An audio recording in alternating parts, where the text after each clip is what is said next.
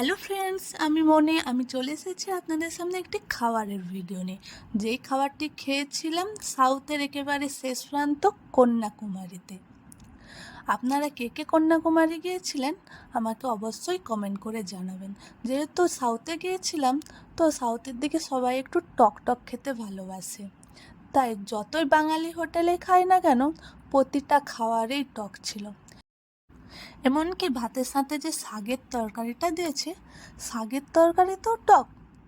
শাকের তরকারিতে কে টক দেয় ভাই? শুধুমাত্র দেখতেই পাচ্ছেন যে ডিম ভাজাটি রয়েছে, এই ডিমে আর এই বাঁধাকপি সিদ্ধ, তরকারি নয় সিদ্ধ, এতে টক ছিল না, বাকি সবই টক। তাই আমি শুধু এই ডিম ভাজা আর এই যে একটি গ্রেভিটা একটু টক ঝাল ছিল, তাই ভালো লাগিয়েছিল, এটা দিয়েই ভাত খেয়েছি। আর সাথে দিয়েছিল একটি পাঁপড় মাখিয়ে টক ঝাল গ্রেভি আর ডিম ভাজা দিয়েই পুরো ভাতটা আমাকে খেতে হয়েছে।